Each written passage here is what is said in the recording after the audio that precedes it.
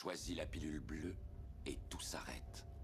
Après, tu pourras faire de beaux rêves et penser ce que tu veux. Choisis la pilule rouge, tu restes au pays des merveilles. Et on descend avec le lapin blanc au fond du gouffre.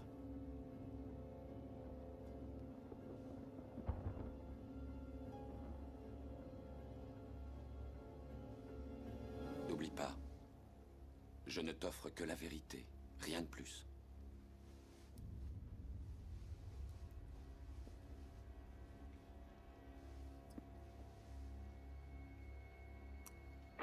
Sans oublier aussi une de mes répliques que j'ai beaucoup appréciée et que j'ai beaucoup retenu aussi. C'est drôle. Je sais que ce steak n'existe pas. Mais quand je le mets dans ma bouche, la matrice me dit dans mon esprit qu'il est saignant et délicieux. La réplique de Cypher quand il trahit ses amis pour réintégrer la matrice avec l'aide de l'agent Smith en échange des codes pour Zion, bien sûr, pour lui livrer Morpheus. Bonjour à vous tous, Fouet de la Panthère, j'espère que vous allez bien. Et bien moi ça va à merveille et je vous en remercie. Bienvenue dans ma nouvelle vidéo, dans mon nouveau débriefing. Sujet intitulé du film The Matrix Resurrection, qui est réalisé par Lana Wachowski et qui a réalisé avec Lily Wachowski les 3 premiers Matrix, que ce soit le premier Matrix, Matrix Reloaded et Matrix Resurrection. Alors The Matrix Resurrection, c'est le 4e volet de Matrix et qui va au-delà de la trilogie. Alors je vous le dis, sachant que c'est un film tant attendu de l'année 2021, pour faire plaisir aux abonnés et à tout le monde, et à tous les cinéphiles, il n'y aura pas de spoil dans cette vidéo, sans que ça m'empêche de dire mon avis. Alors au niveau du casting, je ne vais pas trop vous dire tous les acteurs qu'il y a dans ce film, car j'ai vraiment peur de vous spoiler. Alors nous avons Keanu Reeves, qui joue dans le rôle de Thomas Anderson et qui est plus connu sous le nom de Neo, Carrie-Anne Moss, qui est connue sous le nom de Trinity, et nous avons aussi Yahya Abdul-Mateen, que j'ai beaucoup remarqué dans le film Aquaman, jouant dans le rôle du méchant Black Manta, et qui joue dans le rôle du personnage culte Morpheus. Bon, après c'est compréhensible que Laurence Fishburne ou Fishburne, car j'ignore la prononciation, car le fait qu'il a trop changé physiquement, il est plus apte à jouer dans le rôle de Morpheus, c'est compréhensible qu'ils ont changé l'acteur. Bon, comme je vous ai dit, le fait que c'est le 4e volet de Matrix et maintenant qui permet d'être une saga et plus une trilogie. Alors avant de vous donner mon avis sur ce film, on va revenir un peu aux origines des précédents films Matrix, car il est important de savoir l'histoire de Matrix, que ce soit niveau scénario, que ce soit au niveau personnage, et aussi de comparer les 3 premiers films avec le 4e volet. Alors au niveau de Matrix 1, ça nous met en scène Thomas A. Anderson, interprété par Keanu Reeves,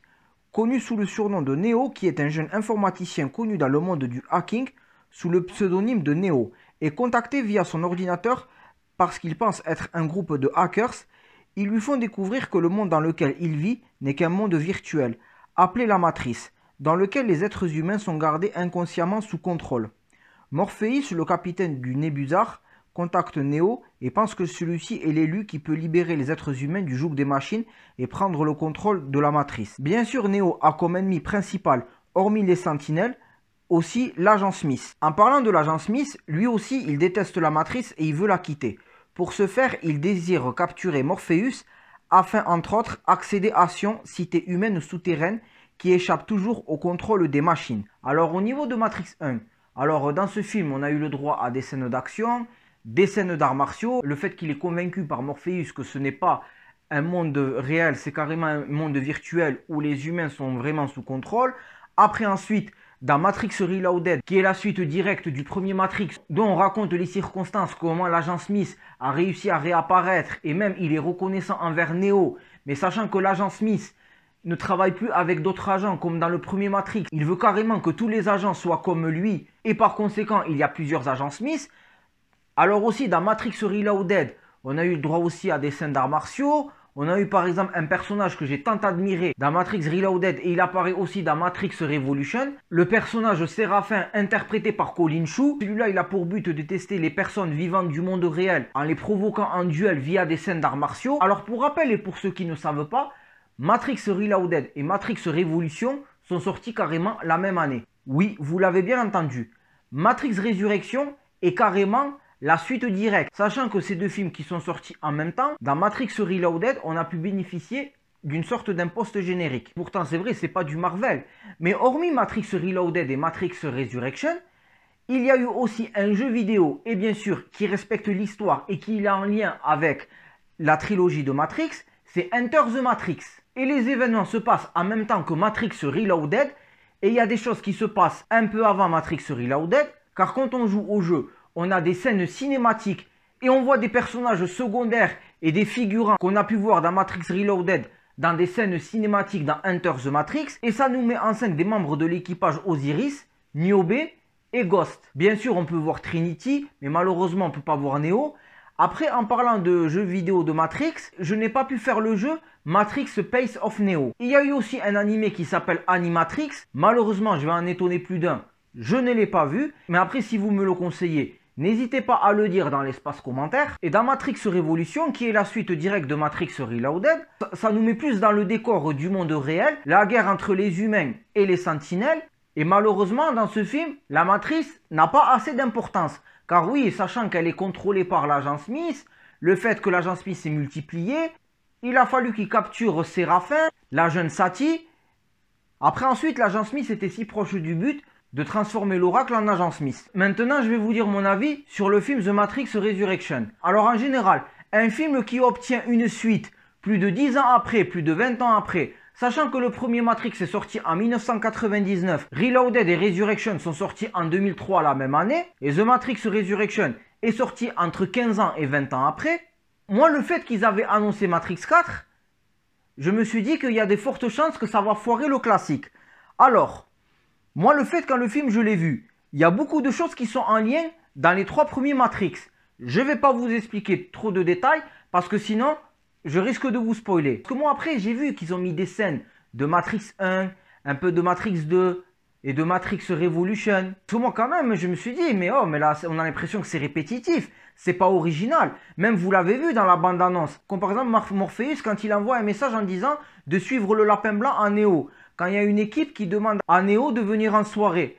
Et bien Neo va en soirée pour rencontrer Trinity. Et bien c'est pareil, dans la bande annonce on voit qu'il y a un personnage qui est tatoué d'un lapin. On voit très bien que c'est vraiment ressemblant, quoi. Moi, j'ai eu peur. Moi, je pensais qu'il n'y avait pas d'originalité, que ça allait être répétitif. Après, maintenant, si je dois vous dire mon avis, personnellement, ça n'a pas foiré le classique. Raison pour lesquelles? Parce qu'on a eu le droit quand même à de l'humour, à des scènes d'arts martiaux, à un jeu d'acteur exceptionnel. Keanu Reeves interprète bien Neo. Mais bon, le fait qu'il a les cheveux longs, ça fait plus John Wick. Moi, j'ai préféré la coupe courte dans les premiers Matrix. Après, pour Morpheus, Yahya Abdul-Mateen interprète bien aussi Morpheus parce que c'est compréhensible. L'extrême changement de physique et le fait que Lawrence Fishburne a pris de l'âge, ça m'étonnerait qu'il serait compétent pour jouer le rôle de Morpheus. Carrie Ann Moss réinterprète bien Trinity. Le jeu d'acteur est conservé. Le scénario est quand même cohérent parce qu'on raconte les raisons pour lesquelles comment Neo a réapparu.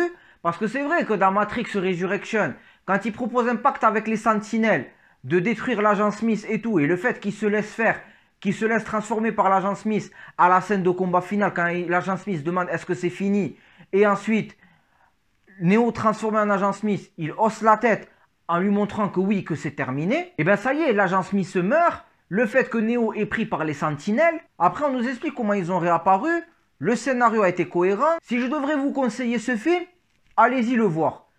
Moi, personnellement, j'ai kiffé dans l'ensemble. Mais par contre, on se détend. Il n'est pas mieux que le 1. Le meilleur des Matrix, ça reste le 1. Si je dois faire un classement entre les Matrix, le 1, le Reloaded, The Matrix Resurrection et le dernier, Matrix Révolution. Oui, parce que Matrix Révolution, le troisième Matrix a été nul. On a l'impression que Neo n'est pas vraiment le personnage principal.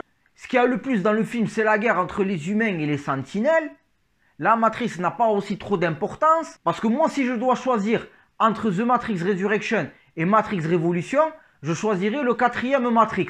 Et largement, parce que comme j'ai dit, le scénario il est cohérent, il y a de l'innovation, il y a des choses innovantes. Parce qu'après, c'est un des mêmes réalisateurs qui a réalisé les 3 premiers.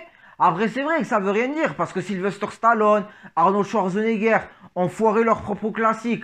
En foirant Terminator, en foirant Rambo, en foirant Rocky, et j'en passe. Alors bon, d'un côté c'était compréhensible, il y avait de quoi avoir peur que ça allait foirer le classique, parce que moi j'ai vu qu'il y avait quand même des scènes qui faisaient référence au premier, au deuxième, au troisième, parce que moi j'avais peur que c'était répétitif, qu'il n'y avait pas d'originalité, Parce que le fait qu'on met trop de choses de ces films précédents, moi je trouve qu'il y a un manque d'originalité. Mais bon, après sinon, il y a quand même beaucoup de points positifs à retenir. C'était digne d'un film tant attendu de l'année 2021, même si après il y a eu du dialogue ennuyant, des choses comme ça, mais au moins c'est cohérent. Mais après, moi, il y a une chose que j'ai remarqué dans les films Matrix, plus on prend de l'âge, plus on mûrit, on commence à comprendre les messages qu'il y a dans ce film.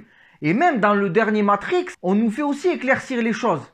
Comprendra qui pourra. Et vous verrez par vous-même. C'était Foi de la Panthère. Si tu as admiré les films Matrix, et surtout le premier, et tu valides mon débriefing de Matrix Resurrection, si le film t'a plu, like un petit pouce bleu, partage cette vidéo, et abonne-toi à ma chaîne. Salut!